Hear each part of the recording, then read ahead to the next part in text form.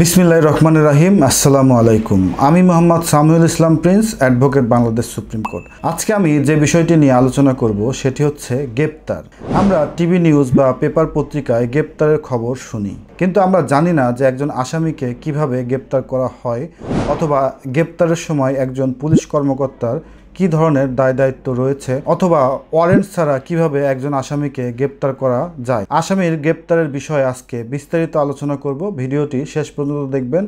ভালো লাগলে like, comment, share করবেন। তো চলুন আজকের ভিডিওটি শুরু করি। বাংলাদেশের প্রচলিত আইন প্রত্যেকটি নাগরিকের অধিকার সংরক্ষিত করে। গ্রেপ্তারের সময় একজন আসামিরও বেশ কিছু আইনগত অধিকার রয়েছে। তাই আপনার অধিকার সম্পর্কে আপনার সচেতন থাকার জন্য এই ভিডিওটি হতে পারে একটি গুরুত্বপূর্ণ তথ্যবহুল ভিডিও। তো চলুন আমরা প্রথমে আলোচনা করি যে একজন আসামিকে কিভাবে গ্রেপ্তার করা হয়। ফৌজদারি কার্যবিধি আইনের 46 ধারায় কিভাবে একজন আসামিকে গ্রেপ্তার করা হবে তার বিষয়ে বর্ণনা রয়েছে।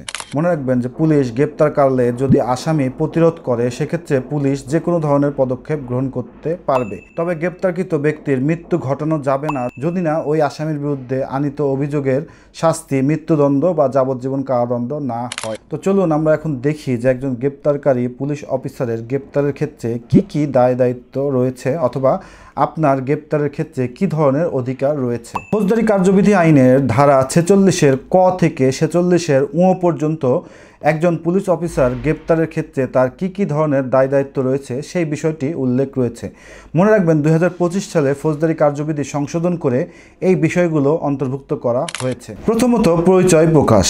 গ্রেপ্তারের ক্ষেত্রে পুলিশ অফিসারকে তার নাম এবং পরিচয় সম্বলিত আইডি কার্ড বহন করতে হবে। পুলিশ অফিসারের নাম পরিচয় স্পষ্টভাবে দৃশ্যমান থাকতে হবে। গ্রেপ্তারকৃত আসামি পুলিশের পরিচয়পত্র দেখতে চাইলে গ্রেপ্তারকৃত পুলিশ অফিসারকে তার পরিচয়পত্র দেখাতে হবে। তো প্রথমত, একজন পুলিশ অফিসারের দায়িত্ব হচ্ছে তার পরিচয় প্রদান করা। দ্বিতীয়ত, গ্রেপ্তারের ক্ষেত্রে একজন পুলিশ অফিসারের দায়িত্ব হচ্ছে মেমোরেন্ডাম প্রস্তুত করা। গ্রেপ্তারকৃত ব্যক্তির গ্রেপ্তার সংক্রান্ত একটি মেমো তৈরি করতে হবে। প্রয়োজনে গ্রেপ্তারের মেমোতে একজন সাক্ষীর স্বাক্ষর গ্রহণ করতে হবে। যদি পরিবারের সদস্য হয়, সেক্ষেত্রে পরিবারের সদস্যদের, অথবা বাড়ির বাইরে থেকে গ্রেপ্তার করলে যে কোনো একজন সাক্ষীর স্বাক্ষর মেমোরেন্ডাম অফ অ্যারেস্টে নিতে হবে। গ্রেপ্তারকৃত ব্যক্তি চাইলে মেমোরেন্ডাম অফ অ্যারেস্টে সিগনেচার প্রদান করতে পারে বা টিপসই প্রদান করতে পারে। তৃতীয়ত, একজন পুলিশ অফিসারের দায়িত্ব হচ্ছে গ্রেপ্তারকৃত ব্যক্তির পরিবারকে জানানো। গ্রেপ্তারের 12 ঘন্টার মধ্যে গ্রেপ্তারকৃত ব্যক্তির পরিবারকে জানানো লাগবে, বা গ্রেপ্তারকৃত ব্যক্তির মনোনীত বন্ধুকে জানাতে হবে যে ওই আসামিকে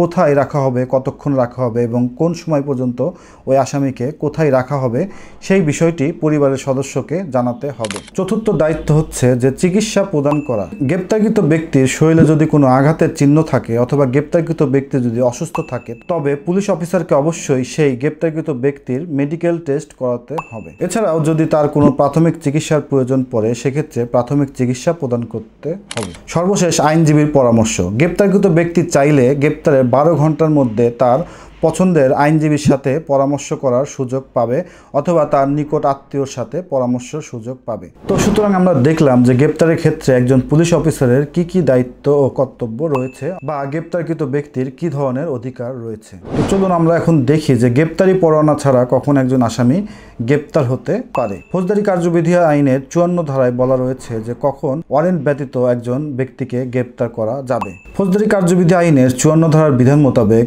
একজন পুলিশ অফিসার ম্যাজিস্ট্রেটের আদেশ ব্যতীত কিছু কিছু ক্ষেত্রে একজন আসামিকে গ্রেপ্তার করতে পারে।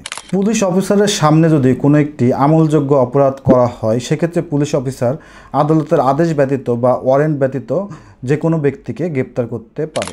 7 বছর পর্যন্ত কারাদণ্ডে দণ্ডনীয় কোনো একটি আমলযোগ্য অপরাধের সাথে যুক্তিসঙ্গত অভিযোগ বা বিশ্বাসযোগ্য তথ্য থাকলে পুলিশ গ্রেপ্তারি পরোয়ানা ছাড়া একজন ব্যক্তিকে গ্রেপ্তার করতে পারে। এছাড়াও 7 বছরের বেশি বা মৃত্যুদণ্ডযোগ্য আমলযোগ্য অপরাধের জন্য বিশ্বাসযোগ্য তথ্য যদি থাকে, সেক্ষেত্রে পুলিশ গ্রেপ্তারি পরোয়ানা ছাড়া বা আদালতের আদেশ ব্যতীত 54 ধারায় যে কোনো ব্যক্তিকে গ্রেপ্তার করতে পারে। এছাড়াও ঘোষিত অপরাধী, চোরাই মাল সন্দেহে আটককৃত ব্যক্তি, পুলিশের কাজে বাধাদানকারী, সামরিক বাহিনীর পলাতক সদস্যের ক্ষেত্রে পুলিশ গ্রেপ্তারি পরোয়ানা ছাড়াই যে কোনো ব্যক্তিকে গ্রেপ্তার করতে পারে। তো সুতরাং আমরা দেখলাম যে কোন কোন ক্ষেত্রে একজন পুলিশ অফিসার গ্রেপ্তারি পরোয়ানা ব্যতীত বা আদালতের আদেশ ব্যতীত যে কোনো একজন ব্যক্তিকে আটক করতে পারে বা গ্রেপ্তার করতে পারে। একজন আসামিকে গ্রেপ্তারের ক্ষেত্রে ফৌজদারি কার্যবিধি আইনে আরও বেশ কিছু গুরুত্বপূর্ণ বিধান রয়েছে। চলুন আমরা সেই বিষয়গুলো দেখি।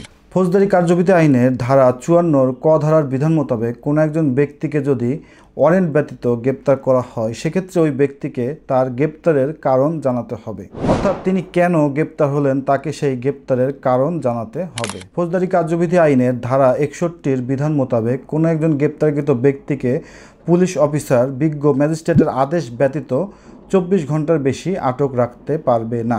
গ্রেপ্তারকৃত ব্যক্তিকে 24 ঘন্টার মধ্যে বিজ্ঞ আদালতে হাজির করতে হবে বা বিজ্ঞ আদালতে উপস্থাপন করতে হবে। এক্ষেত্রে মনে রাখবেন যে যাতায়াতের সময়টি এই 24 ঘন্টার ভিতর থেকে বাদ যাবে। ফৌজদারি কার্যবিধি আইনের 51 ও 52 ধারার বিধান মোতাবেক গ্রেপ্তারকৃত ব্যক্তির শরীর বা দেহ তল্লাশি করা যাবে। আসামি যদি মহিলা হয়, সেক্ষেত্রে একজন নারীর দ্বারা শালীনতা বজায় রেখে মহিলা আসামির দেহ তল্লাশি করা যাবে। ফৌজদারি কার্যবিধি আইনের 50 ধারায় বলা রয়েছে যে গ্রেপ্তারকৃত ব্যক্তি যদি পলানোর চেষ্টা করে, সেক্ষেত্রে কঠোরতা ততটুকুই আরোপ করা যাবে যতটুকু যুক্তিসঙ্গত।